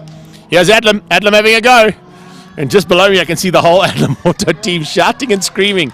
You can probably hear them in the background as well. It's all the youngsters that are shouting there as part of the Adlam Auto team. They're having a great battle. And it looks like a bit of a change up there. Yeah, Mackie Adlam has got to the front. So Mackie Adlam now leads out over Rudy Barnard. That's not done yet, though. He's still going to go at it right till the checkered flag. And there's still a long way for that one. We're already at the halfway stage of this race on that last pass. So there's still 4 to go. We'll make it 3.5 as they get onto the exit of the dog bone. So it's Barnard and Adlam. Well, it's Adlam and Barnard. A little touch of the inside there from Adlam's wheel.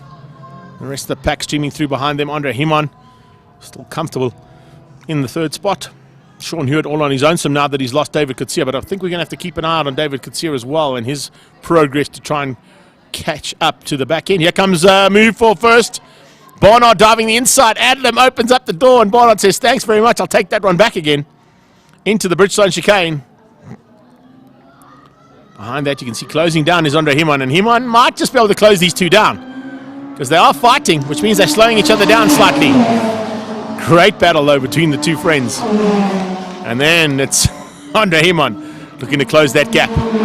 Sean Hewitt still hangs on to the 4 spot. And the old blue with green arches still hanging in there. David Kutsia still in 5. Ruan van der Walt is 6, and he'll be leading out the Class L battle ahead of Andre Duplessis and Peter Van Aert.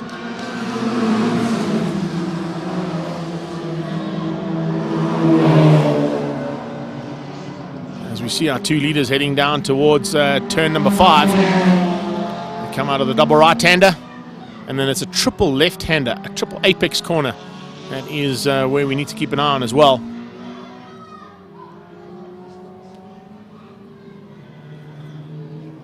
Second battle on track as well, which we're going to try and go back to any second now, of course, is for Class L honours. And it's also starting to rage just as much as what we're seeing at the front end there for Class B. And the Class B rivals still at each other's throats as they come out of turn 6. Passing all the stricken cars there for turn number 7 and into the dog bone. And this time out, it's still Barnard. Barnard goes defensive to keep Adlam out. Adlam trying to find a way through. Can't find it just yet. But certainly going to be up for a challenge here as Rudy Barnard is making him work double time.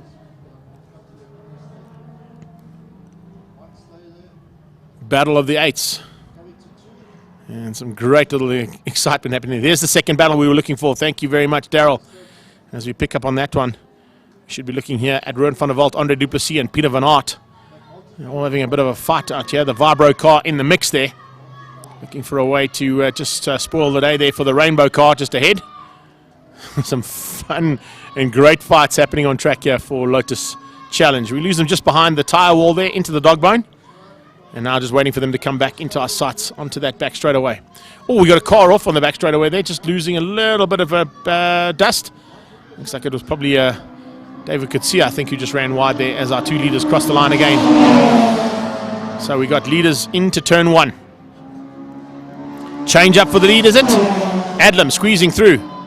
Or was it? It was so close between the two of them. Barnard and Adlam, half a second across the line. But it looks like it was Adlam on the inside line, and has he got through? I think he has. Heading now down into turn 2. Adlam out front. He's ahead of Barnard. Yes, he has. So a change up there between the two boys fighting for the lead and the two good friends and arch rivals. This is fantastic race action. Sean Hewitt. Looks like he's moving up and closing in on Andre Himon for what is third place on track. And the top two go through turn 5. Head down the short straight towards 6. Close battle here between these two.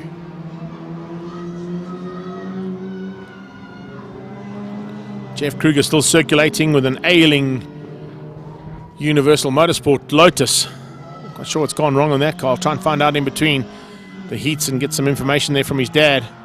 We know that his sister's parked on the sideline after an incident on lap 1 for Universal Motorsport, and getting a couple of cars to join her on the sideline as they all spun out, either in sympathy or as avoiding action for the spin that Robin Creel had down into the hairpin.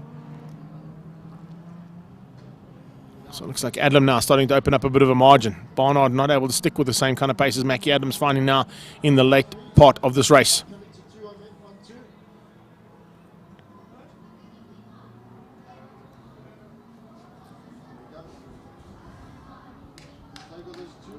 We've got 1.5 laps to go. Here's the second battle. Once again picking up on that Class L action.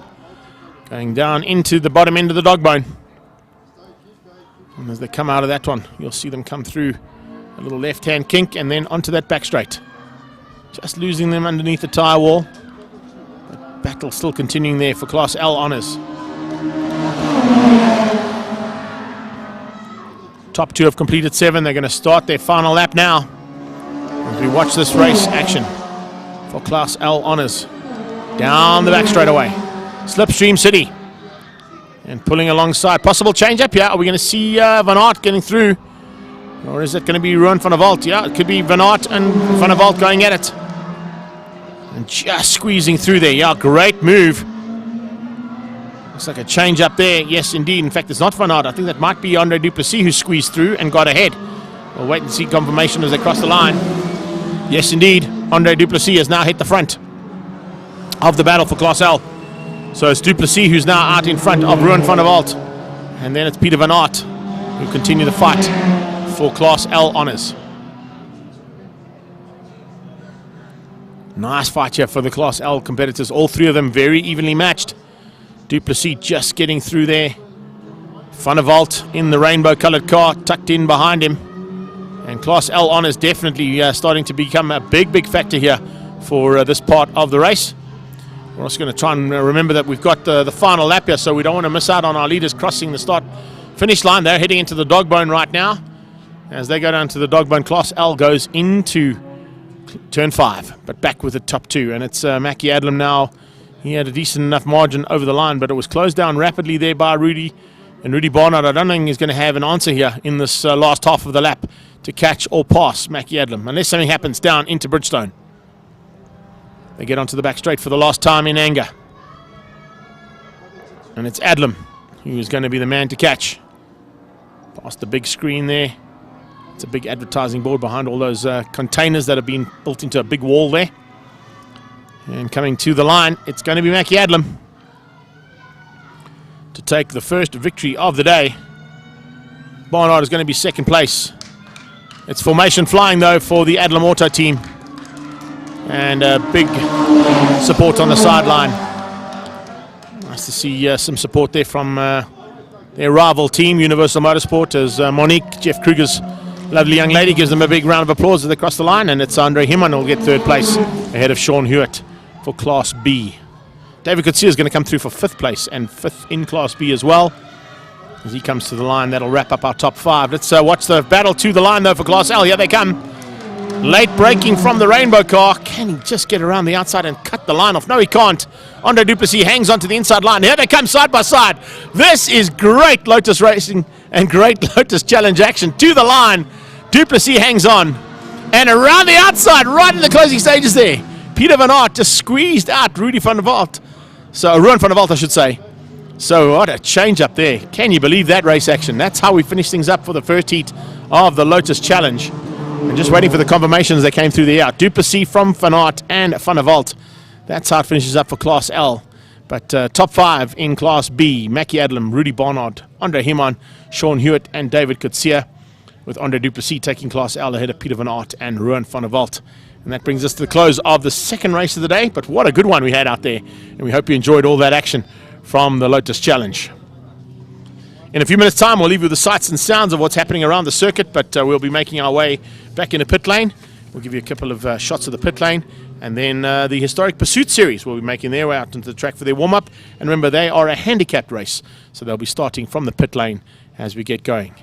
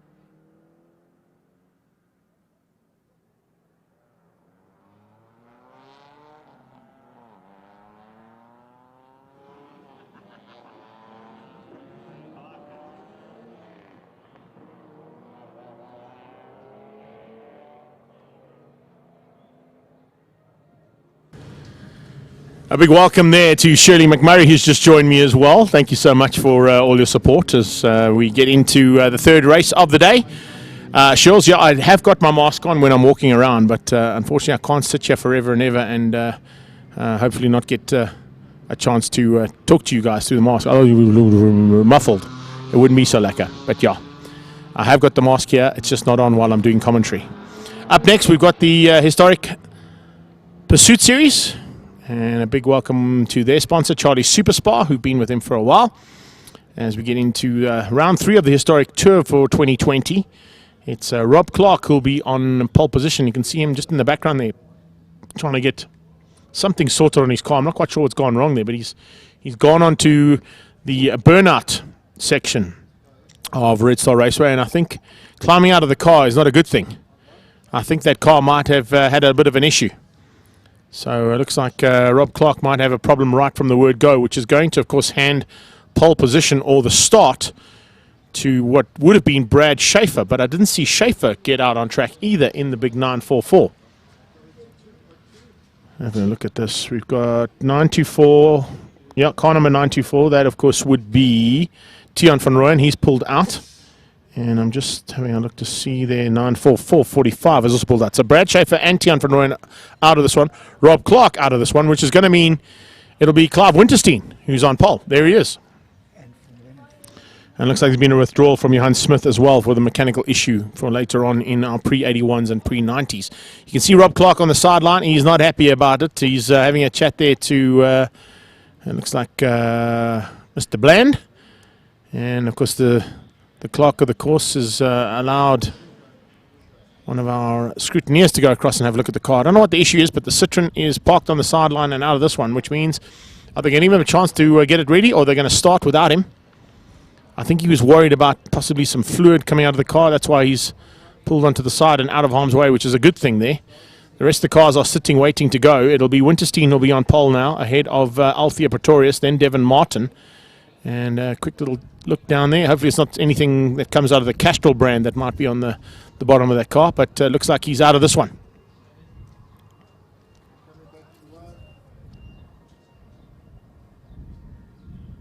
You know, I don't think he's going to be able to recover that, and if the car is leaking, it's a good call from him to pull off the track and not cause any more hassles for any of the other drivers that are lined up. To run through how they lined up, as I said, Althea Pretorius and Clive Winterstein, that'll be the first 2 cars. Winterstein will set the pace. He will be the first car off. Getting their breakout times there from Rob Van Aal. Thanks for that, Rob. Appreciate the support there. We've got a gap there down to the Datsun GX Coupe of Devon Martin. Then you've got Henk de Klerk just behind them.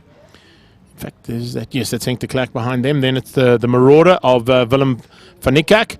That's the orange sort of sports car that's parked 5th on the grid right now. Gary Stacey in the big Ford Cortina XR6 will be the next one along. Then you've got Tiaan Vermeulen in the first of the 300 ZXs just behind him. You've got Tim Abbott in a 914, Frans Venter in a 280 ZX, Wynand du Plessis in a Porsche 944, Andre Hutting in a Mercedes-Benz, as well as Michiel Oberholzer, both in 190Es from Mercedes-Benz, Wynand du Plessis in a Toyota MR2. It's Werner Hutzenberg in the big Porsche 928 ahead of Sean Hepburn in the GX Deluxe 1200.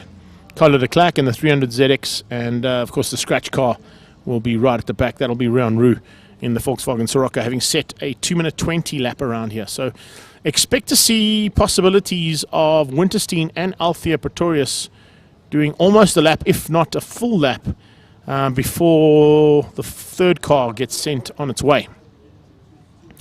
The idea with Historic Pursuit and of course the Charlie Super Spa Pursuit series that's been running is it's a handicapped race. So what happens is the slowest car starts the race and gets underway, and then the fastest car from there, they go back in reverse order to the quickest car of all, which is Rian Roux. And the idea is that if they've got all their calculations correct, all the mathematicians that are behind this series do those calculations right. The idea, of course, is that all the cars should cross the line at the same time. That's, of course, if they haven't broken out of there. A lot of times each of the drivers has to allocate a time that they deem will be their fastest lap, and they're not allowed to go faster than that. If they do, they, of course, then are excluded. And we'll have a look at, of course, the fine cars and the trophy cars as the 2 classes involved in this category.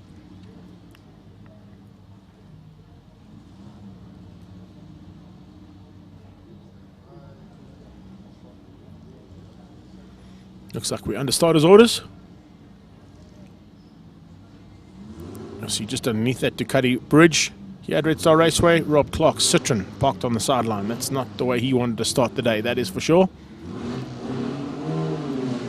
Winterstein gets off the line, takes his 356A down towards turn 1. He's the first car to leave in anger. As I said, good possibility that Winterstein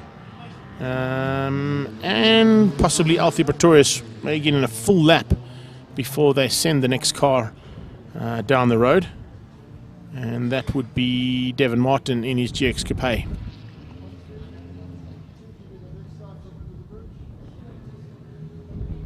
You'll see just in the back of the car, in fact you can't see it right now because it's on the wrong side of our camera angle, but you might pick up, there you go, a little bit of red and white tape on the back end of Devon Martin's car.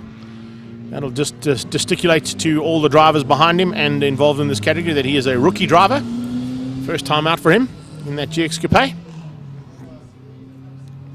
Of course, Universal Healthcare behind this series as well, and a big supporter of saloon car racing in the historic format of racing, as well as in the Utinga Polo Cup and Global Touring Cars Super Cup that will debut here next weekend at the Extreme Festival. And National Championship Racing makes its way to Red Star next weekend, also on a live stream feed that we'll be able to bring you, and hopefully you'll come and join us for that one too.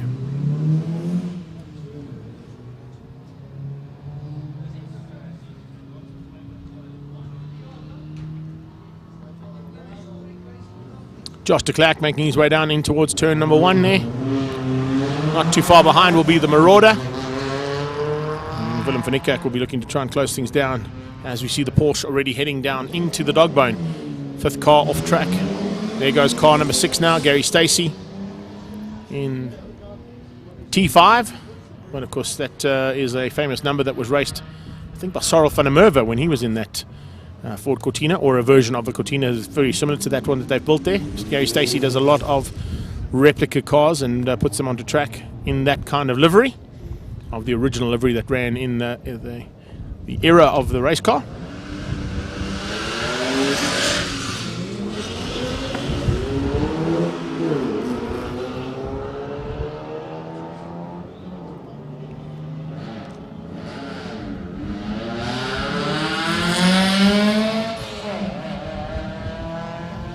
Winterstein, Pretorius, Devon Martin, Josh de Klerk, Willem van Niekerk, Gary Stacey, Tian van Meulen out on track right now. There we go, the 2 big Mercedes-Benz, and Andre Hutting and Michiel Albeholzer. Not too far behind them will be the big 928 of Werner Hutzenberg. Very good and seasoned campaigner when it comes to this format of racing. Sean Hepburn will be the next car as Clive Winterstein completes his first lap. He goes just below me here. We're watching Josh de Klerk go through, but Winterstein completing his lap as Sean Hepburn gets underway. So Hepburn, Kola de Klerk and Rian Roux have got to make up an entire lap on the first car off the line, Clive Winterstein, before they come into contention for a potential win at the end of the next 8 laps of anger. Having participated in a couple of these events in the past as well, what the most crucial part of handicap racing is to not miss any overtaking opportunities. Once you've got through and got your overtaking and you come up on a back marker or on a slower vehicle, you need to get through on that vehicle as quickly as possible and not be hindered in any way. What tends to happen if you do get hindered is, first of all, you're trying to push your own car a little bit too hard and maybe not able to get the lap times in that you've allocated. If you go quicker, remember, if you do go quicker, the problem that you have is that going quicker makes you break out of your allotted lap times, and breaking out will deem exclusion, which is not what you want.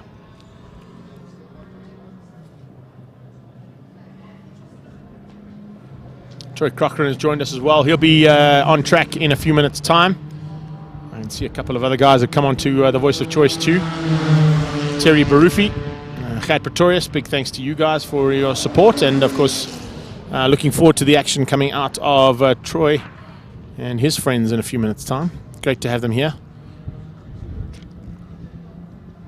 Bridgestone BMW Car Club Racing Series are up next, but you can see the Porsche 914 being closed down now by that big 944 Porsche.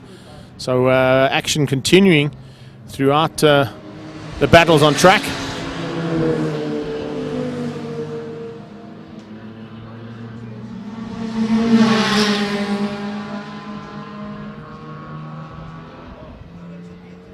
Tim Abbott in the 914, being closed down now by Wynand du Plessis Senior in that 944 Porsche. And with them comes along the 270 ZX of Frans Venter.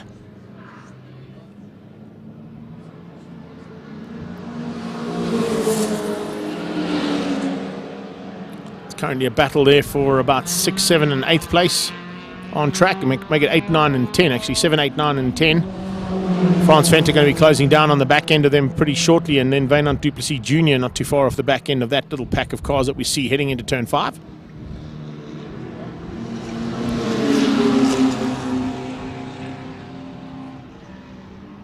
Josh de Klerk pushing hard, not too hard.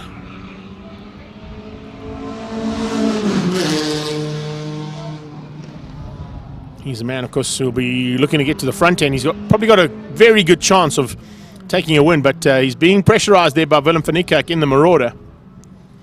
So it's a little Honda there taking on the Marauder. The two of them trying to close down on Devon Martin in that GX Coupe. Althea Pretorius in the Nissan Exa. And, of course, the man who started things out there, Clive Winterstein in the 356A Porsche.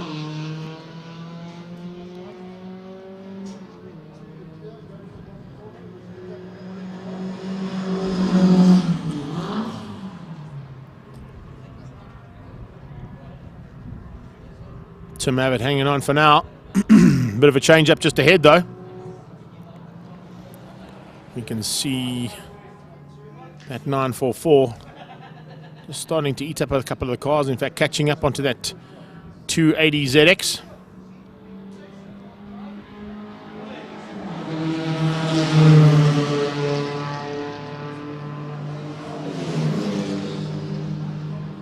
Into the Bridgestone chicane they go.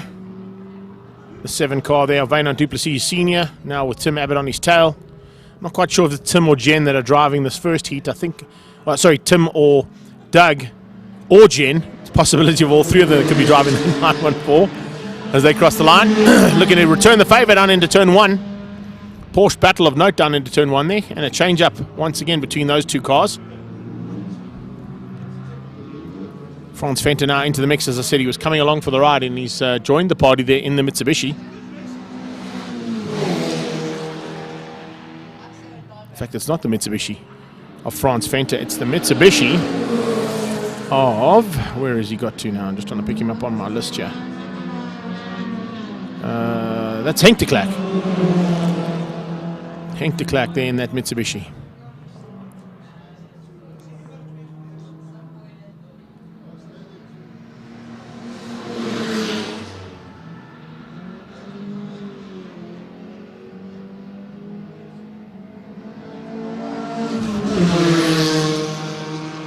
So some fights happening now for Historic Pursuit Series. We're into lap 2. There's still 6 to go. And what's happening now, of course, is cars are literally just closing down on cars that are in front of them. The faster cars, having started from the back of the field, are only coming into turn 2 and 3. A lead has just crossed the line. So Cola de Klerk and Rion Roux I don't think are going to be able to catch and close things down on Clive Winterstein. Not the way that Winterstein is circulating around the circuit, that is for sure. 371 there, Wynand du Plessis Jr. I think they've changed a couple of drivers up in terms of their cars, because on my list that I got from Rob Van Aal, it says that little Mitsubishi, I think, is being piloted by Henk de Klerk, but according to this, it's Wynand du Plessis Jr.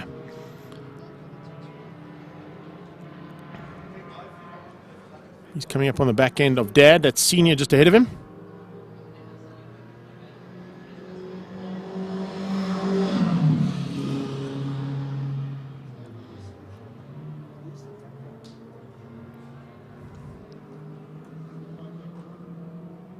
Coming through.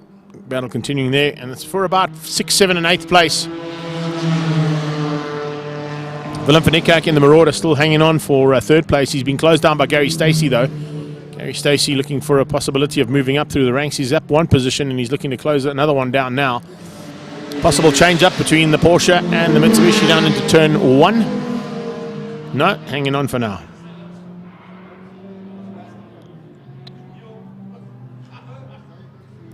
Lead car still the 356A Porsche of Clive Winterstein. He hangs on for now. And Devon Martin just behind him. Stacey off track. I saw that in my foreground there. Above the screen I'm watching that you guys are seeing all the action from, but Gary Stacey just putting a wheel on the dirt. You might see a bit of the remnants of that dust as they go through past it.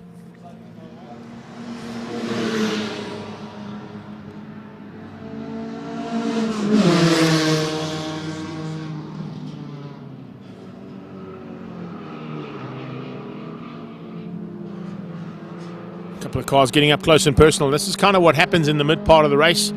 The mid-pack get up close and personal. They're still watching their rearview mirrors all the time for the quicker cars to come through and possibly spoil their day. And I don't know if there's going to be any change up there, because Cola de Klerk and Rion Roux are now coming out of turn 2 and 3, heading towards turn 4. And I'm just looking to pick up on where that little 356 Porsche is. He's coming across the line now. So they are making up a little bit of ground, but I don't think there's enough time for them to catch and pass Clive Winterstein for now. He still maintains the lead of this race. And on the last pass, he was about 50 seconds ahead of Devon Martin in the GX Coupe.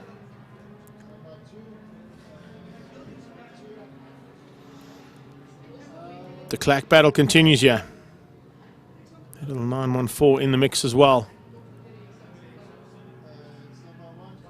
Tim, Doug, or Jen Abbott at the wheel of that one. Hepburn. You can see him now starting to push as well. Sean Hepburn will definitely know what to do in scenarios like this to try and stay in the hunt.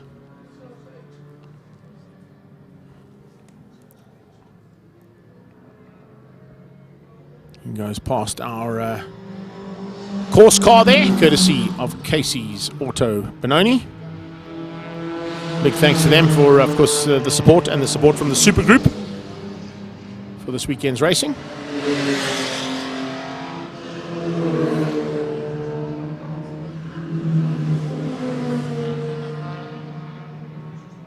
Winterstein is the car to catch, though. And he maintains about 50-second gap over second place Devon Martin. Devon Martin is being closed down, though, by Willem van Niekerk in the Marauder. And Gary Stacey.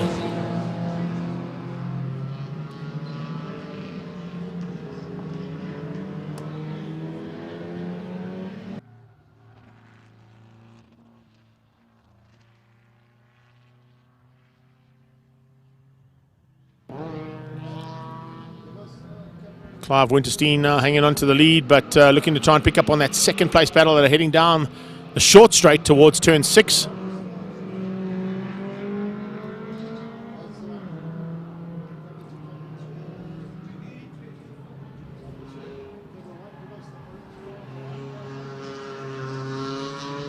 So Clive Winterstein still maintaining the lead of this race, waiting to pick up on, of course, the battle for second place there. Should be coming out of turn 6. It's Devon Martin who's now been caught by the Marauder of Willem van der Westhuizen.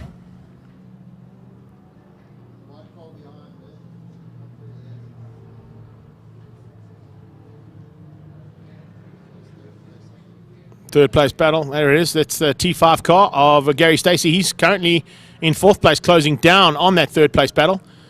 And second and third just ahead of him. In fact, look how tight it is now. Second, third, fourth, fifth, sixth, and seventh place, all within about half a second of each other.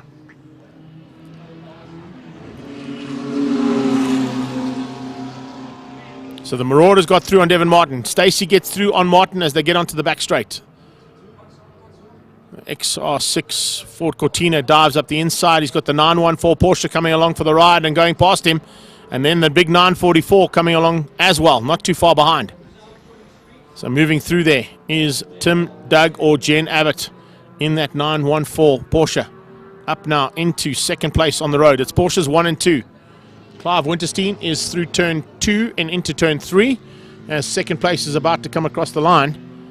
And it's quite a big gap there still for the Abbotts to do. It's now Porsches 1, 2, and 3. As across the line comes Wynand du Plessis Senior. In fact, no, beg your pardon, the Marauder still there. So Willem van Niekerk, apologies for that one. Willem van Niekerk still in second place. So we've got a Porsche in the lead, the Marauder second, and Porsche's now sitting in third and fourth place. Behind them, Gary Stacey in the Ford Cortina, and Frans Venter closing things down rapidly on the back end of Stacey.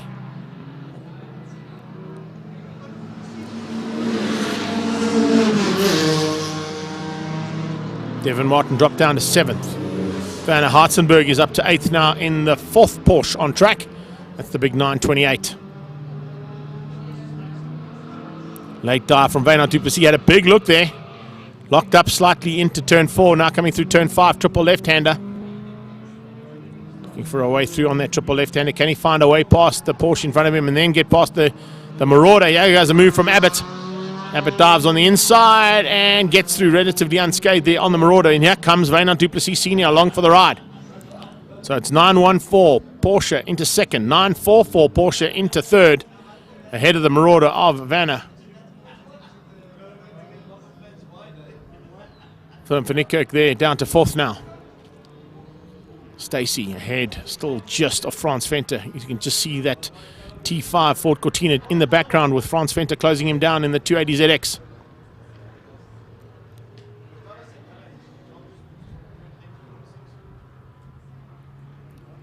A little break up on our cameras there, possibly due to the internet link that we've got here. Apologies for that one, folks.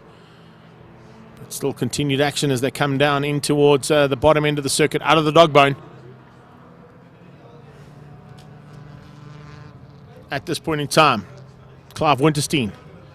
He's got about 2.5 laps to go in that 356A Porsche of his. He crosses the line just below me now. And that'll be 6 laps completed, 2 to go for the leader. If he maintains about a 40-second gap, may just survive this. As I said, Porsche's 1, 2, and 3. It's 356 versus 914 versus 944. And if Werner Hartzenberg keeps going the way he's going, it may be Porsche's 1, 2, 3, and 4 in this first heat of the Charlie Super Spa Historic Pursuit Series.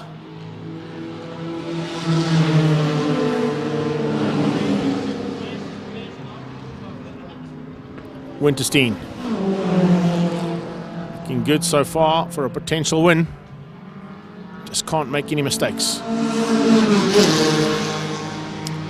If it is broken down by another 25 seconds over the last lap, which is kind of what happened on that last pass, there's a very good possibility we're going to have 3 Porsches going across the line side by side.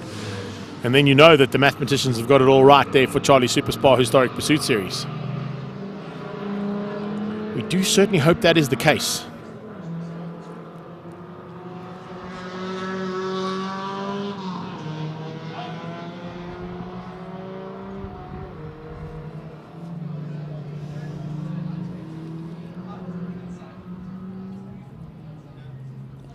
Just having a quick squiz down here.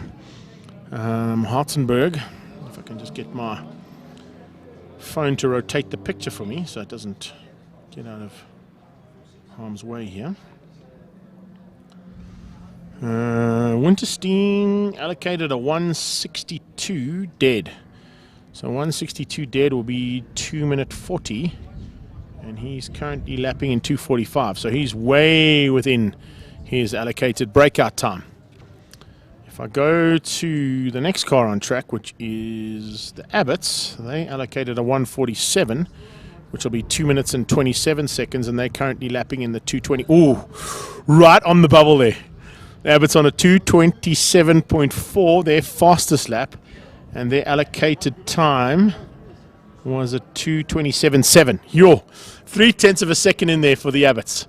Bit of a problem there for Devin Martin. By the looks of things, also on track, looking at some smoke coming out of that GX Coupe, as the Porsches are now onto the back straight and closing down rapidly on Winterstein. Winterstein into Bridgestone. I think they're going to catch and pass him. I'll wait and see if they're going to break out. The problem that I've got, though, is I'm looking at the Abbott's car, and at this point in time, they are right on the bare minimum as to a breakout time for the allocation that they've put on for this race. Wynand du Plessis Senior in the 944, allocated a 147 dead, and he's currently lapping 128s. 228s, a big one, 228s. So 228s. Oh, looks like the Abbott car has just broken out. So has Duplessis Senior on the lap times I've been given. So breakout time for Abbott's 914 was a 227.7. He's gone 225. He's gone 2 seconds quicker. So Abbott's possibly in trouble. Duplessis Senior, because of the fight he's in at this point in time, and you can see the fight he's having, has gone and done a 226.079, which is also out of his allocated breakout. So Duplessis Senior also potentially broken out of his allocated time. This is what happens in handicap racing. When you start to get in a little bit of a fight of your own, or you're trying to close down on a car right in the latter part of the race, what tends to happen is that red mist comes down even more, and you tend to up the wick ever so slightly on the pace that your car can do, even though you're not wanting to do that kind of pace. But it is a race nonetheless, and they're still racing for honours across the line. They haven't quite got... Let's have a look to see how things go right now. Have they got through? No, they haven't. They haven't got through. Winterstein is now going through there. No, here we go. Hudsenberg around the outside of Winterstein. So that is the fourth Porsche being lapped. The original Porsche, of course, that came across the line and started the race for us. Clive Winterstein's 356, who's now down into about 5th or 6th place there as Hudsenberg has moved up. We've still got a potential 1, 2, 3 here for Porsche if Werner Hudsenberg can close things down on the Marauder. Hepburn dives on the inside, so does Rian Roux. So Rian Roux and Hepburn closing things down now. Race win potentially going to be going to the 914 Porsche. No, it's not. It's going to go to Werner Duplessis. The number 7 Silver Surfer here coming down into Bridgestone. And this could be our race winner. But, as I said, his allocated lap time was a 2:27, and he's gone and done a 2:26.0 in the last lap. So we're going to see Porsches go across the line 1, 2, and 3, with Werner Hudsenberg tucked in behind 914 Abbott machine, the 914 Porsche. And yes, Porsche's 1, 2, and 3 across the line, but there's definitely going to be a change up there, I think, in terms of the overalls because of breakouts and penalties being applied. Let's have a look at Werner Hudsenberg. Werner Hudsenberg's breakout time was a 142 seconds, so that'll be a 2 minute 22. He's right on the limit, 2:22.9. Hudsenberg, he did a 2:22.8. Oh, Hudsenberg's broken out as well. So these Porsche drivers need to work on their breakout times a bit, because he has broken out. Sean Hepburn, 2:22.2.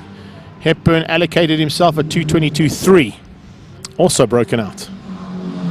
First 5 cars have all broken out of their allocated lap times. Rian Roux, what did he allocate himself? He allocated himself a 1:37.9.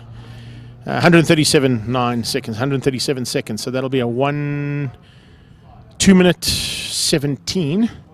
Roux did a 2:18. So Rian Roux, if I call it right, and I've got the maths right here, according to what Rob Van Aal sent me on their breakouts, will take the win, even though we had 3 Porsches and a GX go across the line ahead of him. Those first 4 cars, I think, have broken out of their allocated lap times, which is a big pity for them. And, of course, that will bring us to the end of part 1 of our race coverage here today at Red Star Raceway. We've got a small lunch break that's going to be happening now. It gives us a chance also to get all of our equipment out of the sun.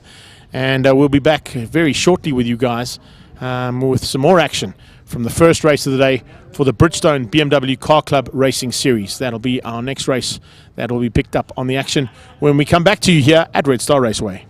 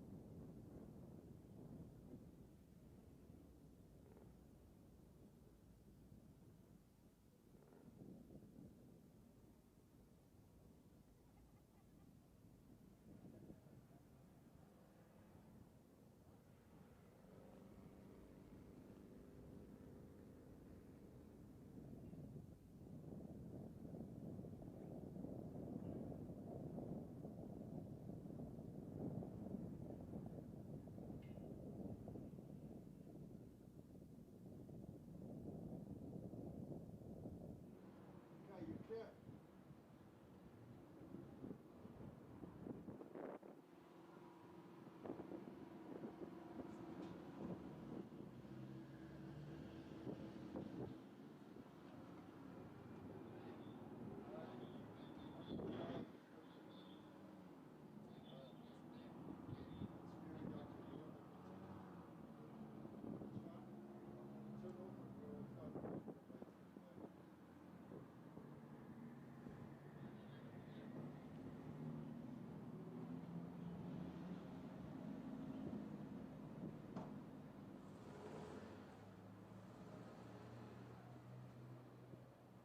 Just shoot down and get it legit.